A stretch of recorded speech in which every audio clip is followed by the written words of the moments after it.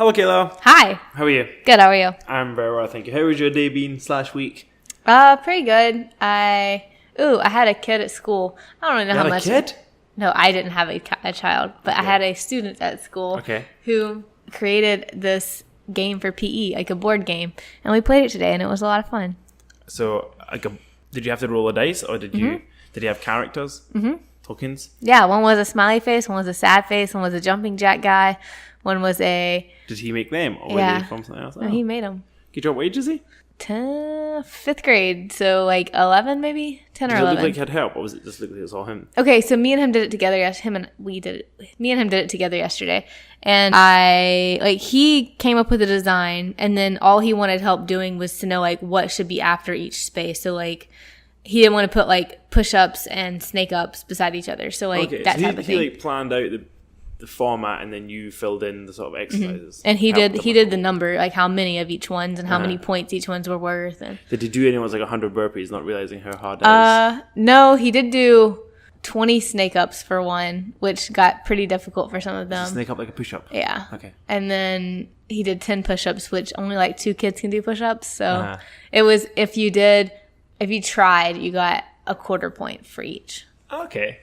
That's not bad. And did it go down well-ish? Yeah, I played it with one kid, and it went great. And then I played it with his group, and it was all right. It was the bigger the group, the harder it is to play. And did he copyright it, or are you stealing it? He copyrighted it. Oh, damn. Bloody smart kids copyright stuff. Well, that's quite fun and interesting, I guess. Yeah. What about your week? I've done nothing. What have I done? Well, I planned to go see Venom, and then critics said it was bad, and then no one seemed to want to go at the weekend with the people I wanted to go with. Are you kidding me? And then I hear that it's actually good. So I'm hearing it's weird. It's critically bad. Mm-hmm. It's not a good movie, but people enjoy it. Yes, that's the same thing I heard. That seems to be what I'm getting. And I'm bad because I would rather it was a good movie and I didn't enjoy it than because I want it to kind of expand. But if it's just if it's just a bad movie and people enjoy it, it means if there is a sequel, it's probably going to be of the same style, and they're not going to learn and make a better movie. Yes. They're just going to do copy and paste. Yeah, which kind of sucks. Anyway, I didn't do that. I watched Ant-Man again. We had planned to watch the other Ant-Man, the new one, and the Wasp. But turns out people didn't research that wasn't released yet. Turns out there's somebody out there, probably one of the only listeners of this, who did it wrong. But it's okay because we got to watch it, and we watch it with someone who hadn't seen it, so that works. Yes, it was great. And what else did I do this week? That's about it. My back was feeling better, but I don't think it mentioned it hurt last week. So, surprise, guys. Yeah, that's it. Good. Did I do anything new? Okay, that was about it. So, what are we talking about today? This week is Mental Illness Awareness Week. So we are going to speak a little bit about that. Okay, that sounds good.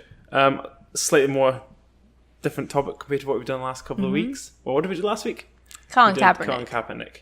Yeah. And I'm trying to think, is there any relation to that at all to this? I mean, it's like a campaign. Yeah, I guess it's a campaign. I'm sure, yeah. All right. Well, in that case, let's get ready to mumble. All right, hit me up. What's ANMA? Do you say? What was it? Mental Illness Awareness Week. So MIAW. MIAW. Oh, I was way off.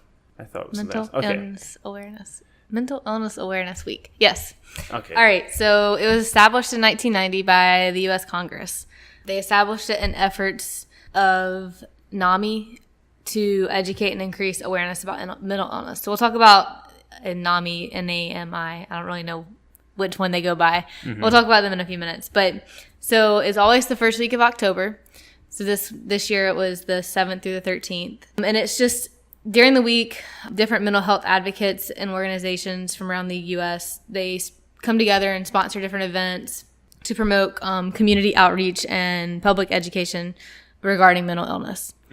They cover most mental illnesses, major depressive disorder, bipolar disorder, schizophrenia, anxiety, eating disorders, OCD, dissociative disorders, PTSD, ADHD, borderline personality disorders, like the list goes on. And it's just about raising awareness and educating people about those. Yeah. And then they do this through different events. They have like art and music events, seminars, advertising campaigns, health fairs, movie nights, candlelight vigils, runs, walks, you name it. The usual sort of. Yeah. Okay. Nice. And see, I'm surprised it's been going since 1990. Because maybe it's due to funding and other things, but it hasn't really become known. Especially for me, I haven't really heard much about it until more recently. Like in the last 5, maybe 10 years, maybe. That I've really heard, mainly in Britain, obviously in America, I've not heard it so much, but people are very proactive about trying to make you aware of mental health conditions, illnesses.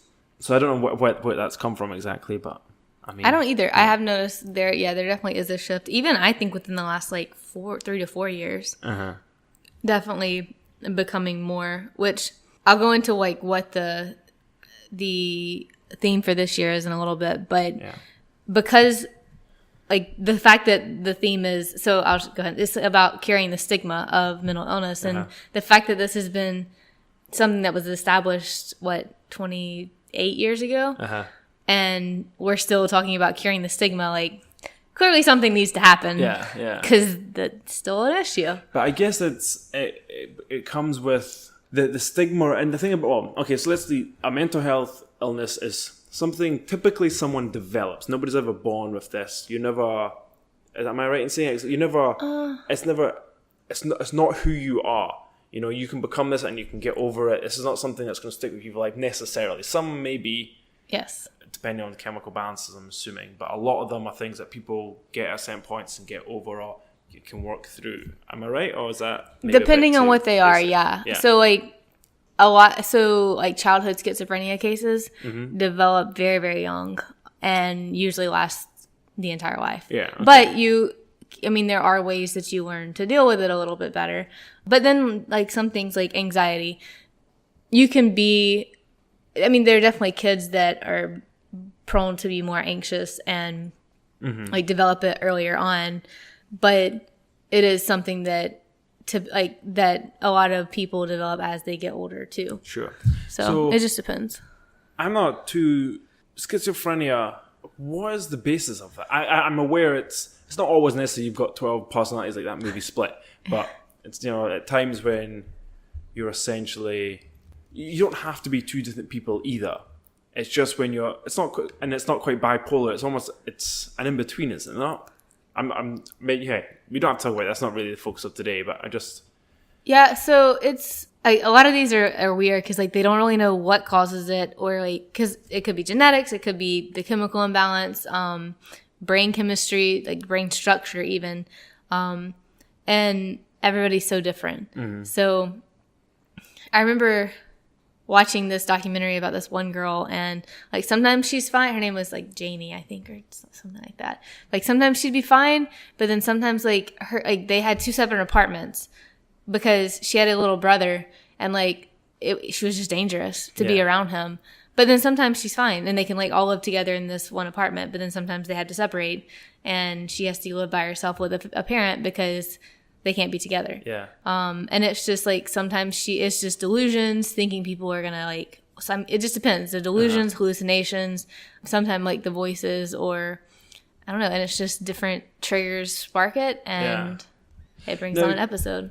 Do you think putting all these, because mild anxiety or depression, I say mild in the fact that you can get that. I'm not saying everyone has depression; it's always mild, but they seem to be almost on a different scale to things like schizophrenia and various other, I'm not too familiar with them all, or like psychotic disorders.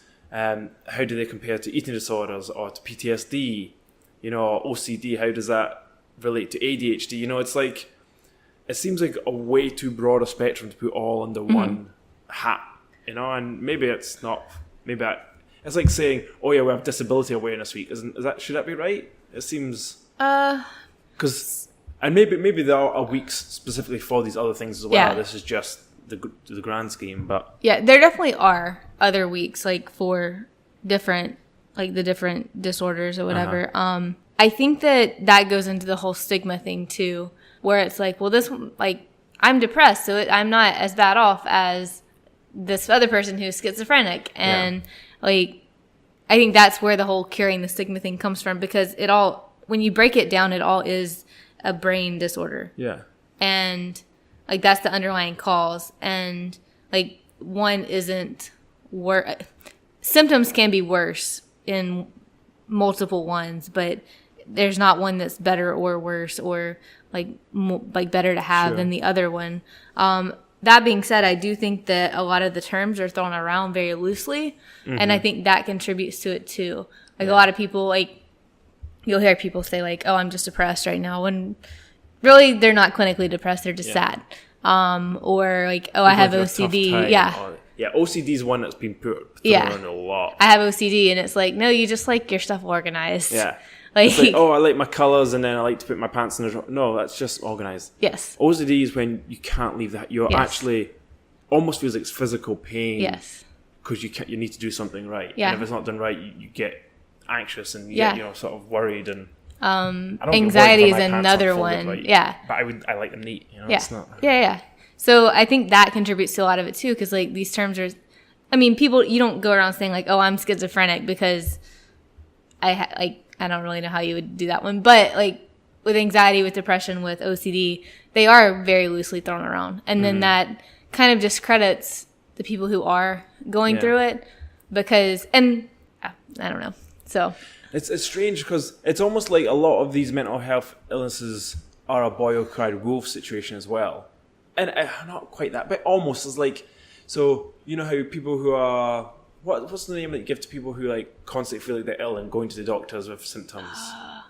Begins with an H, I think. If you wouldn't have asked me, I would have remembered it. I know it's referred to as factitious disorder or something as well. But it's similar. Hypochondriac. Yes. So that's a version of a mental illness. Yes. But it seems very, well, the way it's portrayed in TV and media is very, oh, you're just being an idiot type thing. Stop worrying. But that's, I guess, and maybe because I've seen this on like you see on medical TV programs, which is so funny, like it's a legit thing. Scrubs and The Good Doctor and all these other ones. It's like, but as a doctor, you shouldn't just house as well pass them off. They've clearly got an issue that you need to do it. So hypochondriacism is a form of OCD and anxiety, and a lot of these like overlap too. So like OCD, hypochondriacism is a form of OCD, which causes anxiety. So like you end up having like both of them. And it's really weird because it's awareness for these illnesses, and it's a weird kind of balance because yes, it wants to remove the stigma, but you're making it very clear that these people have a problem, and the people a lot of the time, a lot of the lesser aggressive ones. I say it in a very loose term because I know depression can be really, really debilitating, but depression and anxiety and a lot of other things are the worry of you essentially not being normal, or something's wrong and you want to be like everyone else, or you're not happy, and all these things. But then being labelled as having a mental illness can at times, for some of those people, put more emphasis on this anxiety or this depression, because oh, now I've got a problem, now I'm this, now I'm that, rather than. So it's I don't know, it's interesting. It's like a catch-22. It's like you said, everyone's different and everyone controls these things, and it's hard to really figure it out. So I do think, but I think that's where the whole stigma thing comes in, because it's, if you like look at a baseline of normal, like the whole question, especially being a special ed teacher, is like, what is normal? So most people experience something of this nature to an extent, and to what, like, I think the whole thing with cure the stigma thing is to let people know that it's okay, and so it's okay to come forward and be like, I struggle with this. And other people not look at you differently, because the whole thing of wanting to be normal is so that other people won't look at you differently. Yeah. So if that's not a worry, if that's not a concern, if it's just like, because like if somebody came forward and they're like, I have, I don't know, diabetes. Nobody's really looking at them differently, like judging them for having diabetes. Okay, that was a bad one because it depends. Yes. Depends okay, juvenile diabetes. We're talking like kids having diabetes. Yes, type 1. Nobody's like judging them, saying like, well, you shouldn't have diabetes. But a lot of times with like depression or anxiety or especially the like what you're saying, like the less aggressive ones, it's like, well, you have a good family, you should be happy. Like, why are you depressed? And these people are like, I can't help it. Like, don't you think I've tried that? And so like letting them know it's okay, so that when they do come forward and they do talk about it, because from what I've seen and from what like from what I've seen, being able to label it, and because you mentioned it earlier, you were saying that these disorders are not the person, like it's just something that they are dealing with. That they're not defined by it, and being able to say like this mood, this thing I'm experiencing, whatever, like this way I've been acting is depression. Yeah. It's being able to like categorize it and be like, okay, this is something that I can work to fix, but now I know that like that experience that I'm dealing with isn't me, and there's a way out of it. Yeah, there's so much to it, because I know, and I've been very ignorant to this in the past, and I still am a little bit, and not to be controversial, I think it goes back to people using it too loosely. People being things like depressed and anxiety, and I've maybe not given people the time of day as much as they should. And that's because a lot of the time what I believe to be these things, they aren't showing, and that's not necessarily the case. So I need to be a bit more understanding, I guess, of these things. It's hard though, because a lot of the times initially when I first heard it, we were teenagers, and yes, some teenagers can be depressed, but some teenagers are just going through hormonal imbalance. Yeah. And you can't understand what's going on, but it's, I don't know, there's so much to it. And I have questions about like sexual and gender disorder. So is that a mental illness, or is that a choice, or is that what you naturally are? These teenage kids that, that believe they're men or women or transgender or whatever, is that just a mental disorder? Is it a hormonal imbalance, or is it actual truth? It's really difficult.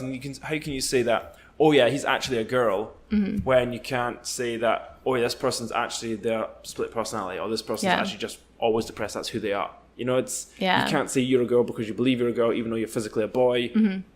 I don't know. It's a very touchy subject, and I'm sure that's probably not the best way of looking at it. But that one's a kind of tough one. Yeah, that one's especially at that young age. It's when. Because we're on all these illnesses due to brain chemistry. That's all it is. There's nothing else to it. It's all brain chemistry, and how much of that is whatever. But that's maybe a bit more deep than we need to go into today. Yeah, that one I can't answer. All right, so tell me some more about the NAMI, or the Awareness Week. So this week happens to coincide. Well, it's not happens to. I think they chose it on purpose. But it coincides with similar campaigns. So October 10th, which I'm guessing, because it wouldn't always fall on the same date, I don't think. Could be like the second week of. Yeah, like the second Wednesday or whatever. Yeah. So at least this week or this year, World Mental Health Day is October 10th. So today. Okay. Well, when we release it. Yeah, we might get it tonight, if not tomorrow. National Depression Screening Day is October 11th, and National Day Without Stigma was October 9th. So these days, they happen every year. Like I said, I don't know if they always stay October 9th, 10th, and 11th, or if they kind of shift with the Mental Illness Awareness Week. Sure. But I haven't looked much into National Depression Screening Day. I wonder if there's like a bunch of screenings available on that day. What is that? Is that to determine if you're clinically depressed? Yeah, a lot of the online tests are very, very accurate, but you can have access to them 24/7. So I don't agree to that. I don't think you can have a one-size-fits-all depression test. So can you?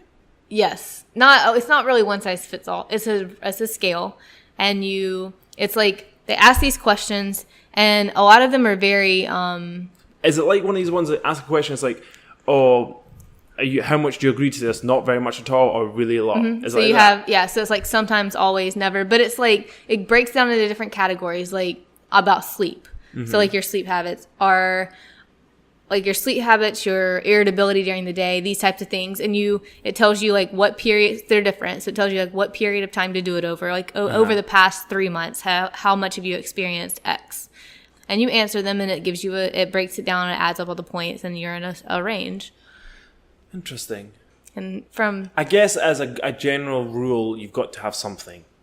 Mm-hmm. And if you're going to have something called clinically depressed, there needs to be some sort of clinical levels. Mm-hmm. So I guess that makes sense. Okay, that's fair. And so that's a screening test, and so the screening is that you go to someone then? Well, that's what I'm not sure, because like online you can get You can do it whenever. like multiple screenings. Yeah. There, like every website has one. Not like every mental health website has one. So I don't know. Maybe it's just a day to make everyone aware that you have this facility at your fingertips if you really want to use it. You know. Yeah. Because a lot of depressed people just don't look up. They don't think about it. Yeah. You know, or they don't know that they have depression. They just feel sad or tired or whatever the symptom is. So in regards to the screening, so DSM-5 is the diagnostic something manual, and it's the 5th iteration. So maybe they're on DSM-6 now. I don't know. But anyway, it outlines like the criteria of depression, and you have to there's 8 different criteria, and you have to experience 5 or more symptoms during the same 2-week period, and at least one of the symptoms has to be either number 1 or number 2 of the 8. And so what those screenings do is they come up with questions that coincide with these 8 things, like multiple questions. So like so it'd be like maybe like 4 questions per 8, so 32 questions. And so that way it kind of averages out, because like asking somebody if you've had a depressed mood most of the day, nearly every day, like what does that mean? So it's like 4 or 5 questions that kind of once together decide whether or not that's a yes or a no. Okay, so do you have a website there that people can access if they listen to this and want to give it a go, even just out of interest to see what type of questions people are asking? Yeah, so Mental Health America has a depression test. And you said it's about 32 questions. This one has 10, has a next button, but I have to go through them if I'm going to click next. But Mental Health America has one. I'm sure that NAMI website has one. Google it. Just Google. Yeah, there's literally any mental health and website. Try and stay off BuzzFeed or some shit and go to an actual medical website. Yes. Because, Yeah, BuzzFeed definitely has some. Don't use this. Yeah. Okay, well, more information, I guess, the National Alliance of Mental Illness, there's probably a bunch of stuff on their website and there's all through the news and stuff. It's surprisingly... So I struggle, and it's just a weird one for me because, as I mentioned earlier, I do struggle with accepting this and how broad it is.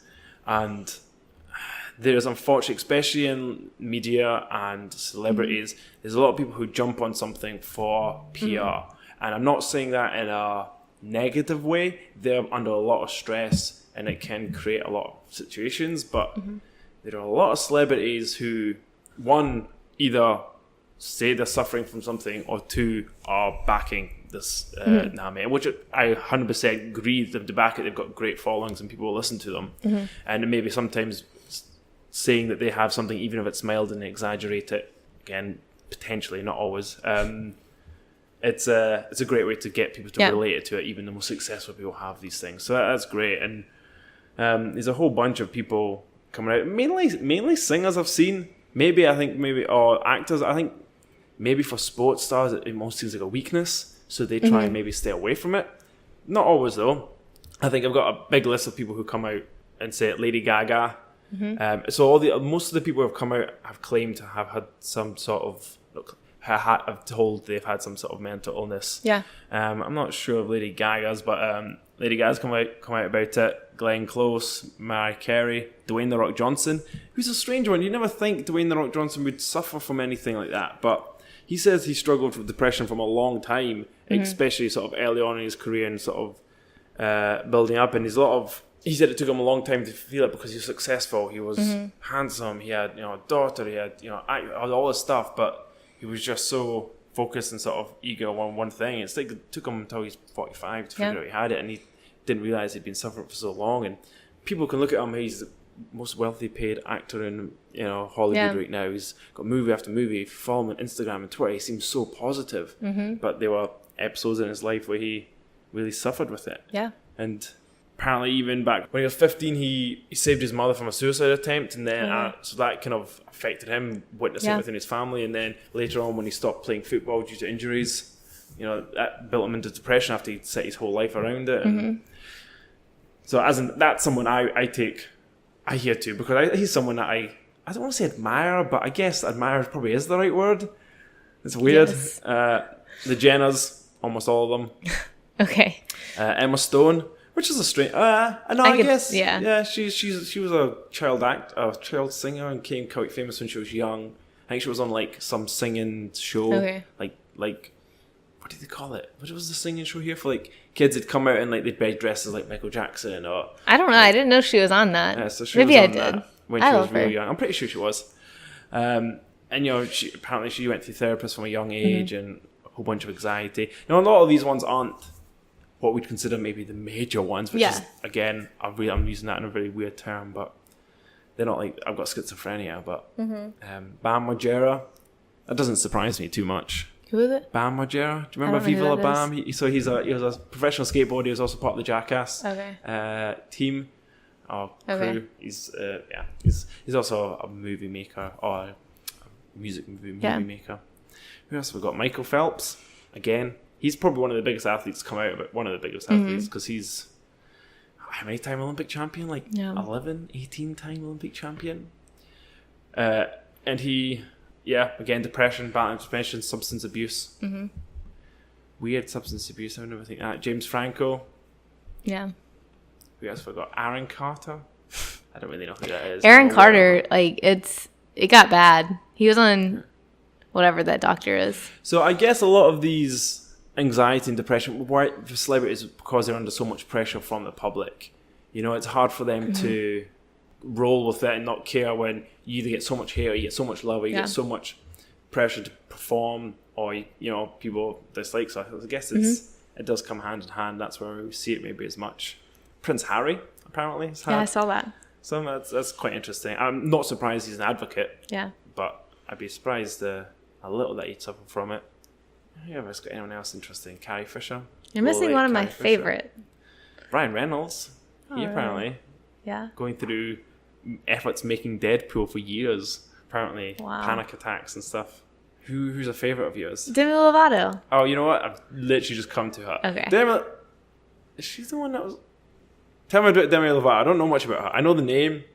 I love Demi Lovato. Yeah. So she's like a very big supporter of all of this kind of stuff. She struggled with an eating disorder for a while. Like, I don't remember how many years ago, there was this big drama with like this tour she was on. She ended up like going to rehab. She's bipolar. I don't know, very big advocate for all of this. And then recently has relapsed and like within the past like 6 months. Was she on YouTube saying like, I haven't done an interview this long. Last time I did an interview as long as cocaine. Yeah. Okay, that's who it is. Yeah. Okay, I was wondering. Because saw a lot but since then has relapsed. Yeah. Like she was sober for a while. Now, with eating disorders and bipolar, why would that be drugs? Or is that just led into shows? It just led into, yeah. Okay. Yeah.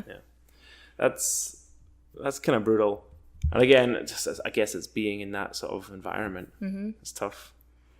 Cara Delevingne, Lena Dunham. I knew that one. Who else have I got? Emma Watson. We might be looking at the same. Justin Bieber. That doesn't surprise me at all, actually. Selena Gomez, Peter Wentz, and it's really interesting because it's not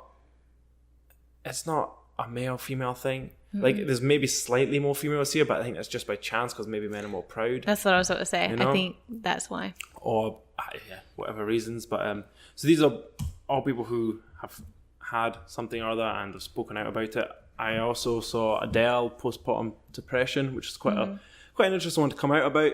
You know, it's one that a lot of women probably do suffer from, and very few like to admit that they have struggles after giving birth, I guess. There was another celebrity. Wow, it's all these celebrities, all these big celebrities that everyone knows. I suppose that's only people, that's famous people. Ellen DeGeneres. Yeah. Beyonce, Amanda Seyfried. Actually, it is more women. But that could just be because this is a women's website I'm on, so it's probably more interested in the women.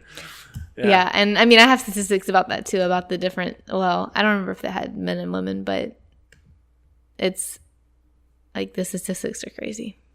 Now, do you think, like, we'll go on about a lot of these actors and actresses, do you think it is, how can you avoid, is there a way to avoid that? Is it the pressure from media, is it pressure from fans, or is it pressure from managers and stuff? You know, is it how can you avoid that? Because I'm sure there's actors and actresses who go through the same stuff and avoid it. What do you think it is that I think a lot of it is pressure. I do think a lot of it is genetics. Like, I know with Demi Lovato, at least, like, a lot of it was, like, environment, like, nature versus nurture type stuff. But then, like, it just was exacerbated with the fame. But I don't... So, you saying genetics, does that mean that would suggest it would run in families? Mm-hmm. And do you think it does? Mm-hmm. Now, do you think it is... It's interesting, because when someone says genetic, it doesn't mean that you're going to have it. And it doesn't mean... the way I hear that is that your body reacts to certain chemicals in a certain way. So therefore, if your mother's like that, it's more likely your body will react the same way. Yes. Okay. So then that makes sense, I guess. I think it's more of a predisposition to get it. And knowing that helps you kind of like become more proactive in preventing it from happening, but it can still happen. Yeah. But I don't think it's all genetics. I don't think it's all predisposed. I think that a lot of it is environmental. Yeah. And just like brain chemistry, and because like your brain, you can change your brain chemistry. Yeah. And like going down a certain path because of circumstances that's happening will alter brain chemistry. Yeah. And then from there, it's just like a downhill spiral. Another side topic, a sidebar almost. If we're looking for cures, and I don't really want to say cures, but I guess if it's an illness, there must be a cure. So there must be cures, right? Mm-hmm. The three that I want to talk about. Right? One is like, I don't want to say positive thinking, but adjusting the way you think about the world to try and change things. Now, obviously doesn't work for them all, but it works for a lot of the mass, the most people that suffer from some form of mental illness.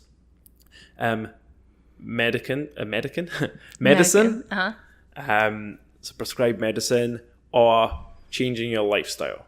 Mm-hmm. These are three things that I know, and this is again maybe talking more about the loose depression, anxiety, I guess a little bit bipolar, a little bit eating disorders. Mm-hmm. Which one of these three, and I'm going to make you pick one, is the best?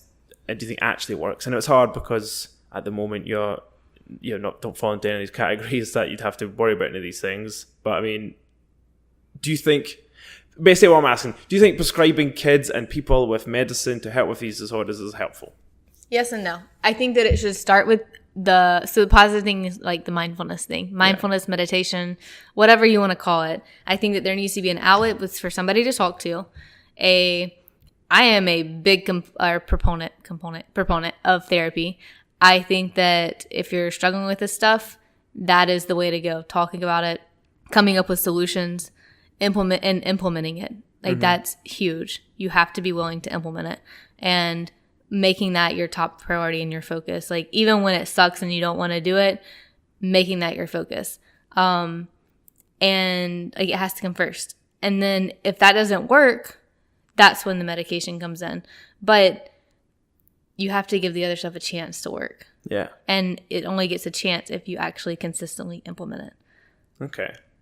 And then, so the way medication was kind of like explained to me was that if you can't, like if you've tried this stuff, if you implement it and it's just like, it's not sticking, you're having a hard time with it sticking, the medication then comes in as a way to, like, that's what alters the brain chemistry so that you're still implementing the stuff at the same time, but your brain chemistry's changed so that it becomes easier for the stuff to implement. And then you aren't on the medication for long. Like usually it's supposed to be like 6 to 8 months.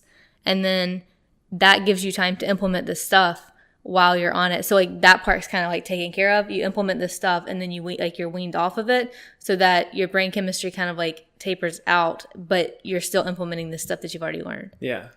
Okay. Yeah, I guess that is.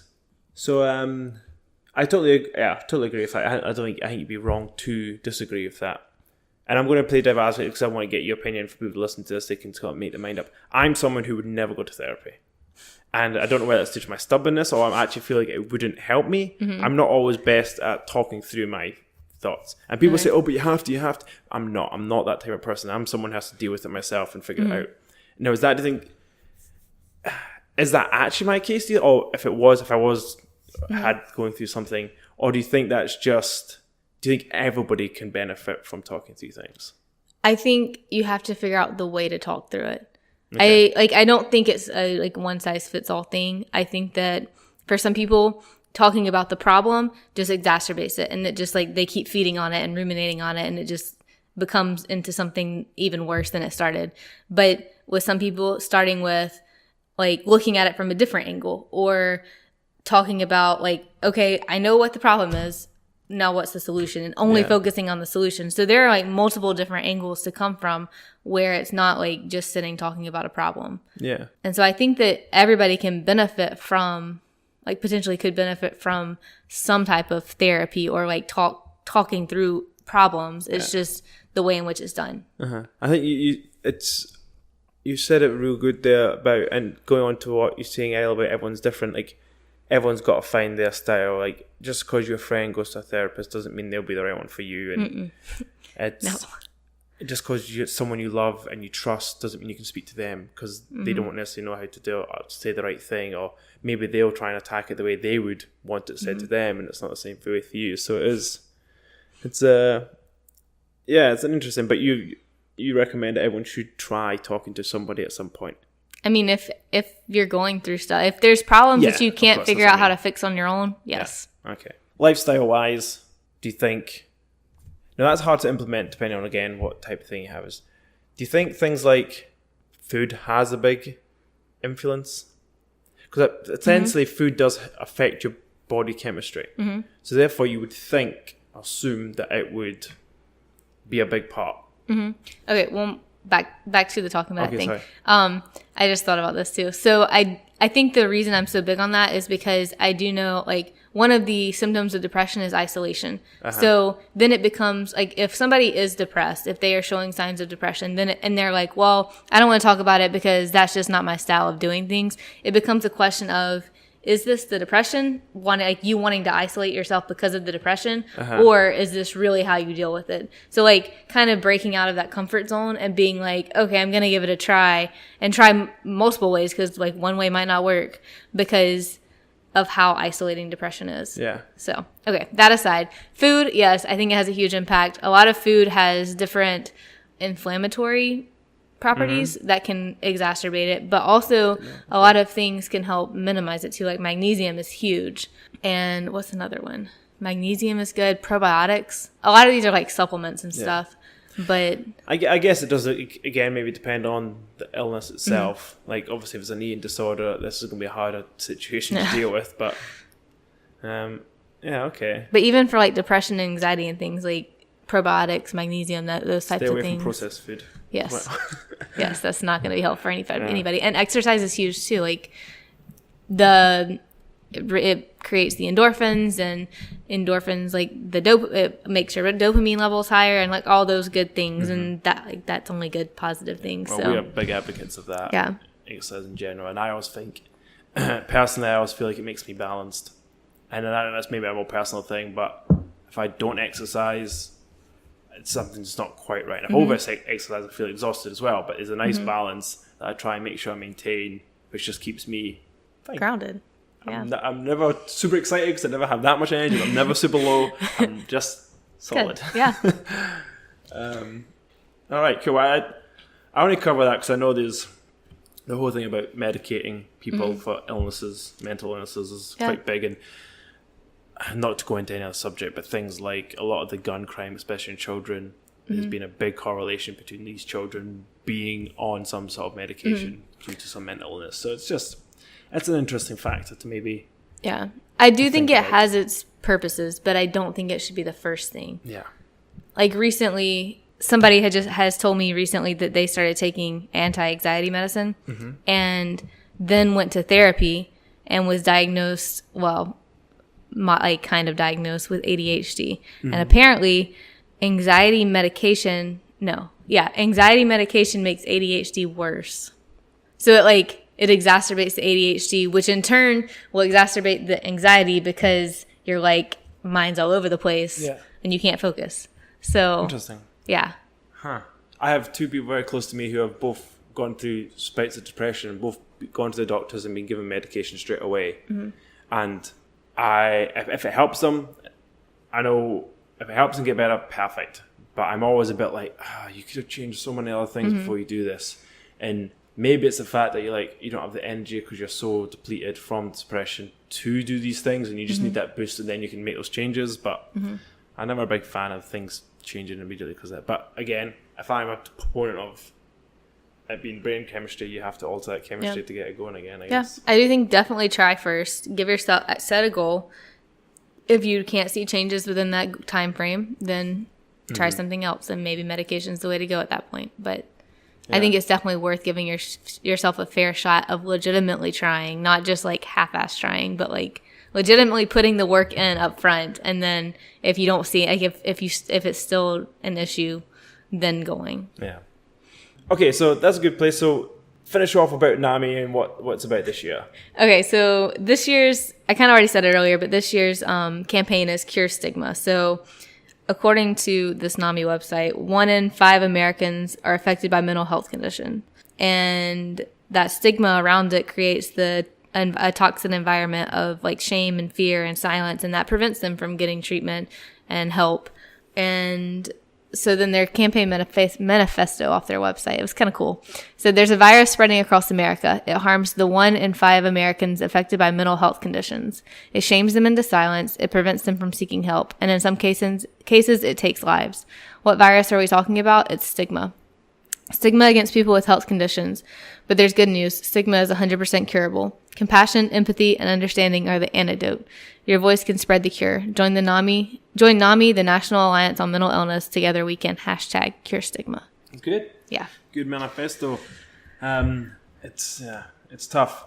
I know I've actually spoken to people in the last week who have commented to me on other people's social media about them raising awareness or mentioning mental health.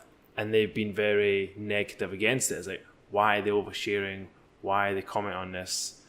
Keep it to yourself type thing. And it's really interesting that they weren't doing it in a against mental health way. They're not aware of what they're doing or what the other person's trying to do. So it's, I don't know, it's interesting. Yeah. Okay, cool. Yeah. Anything else to add? Cure the stigma, guys. Yeah.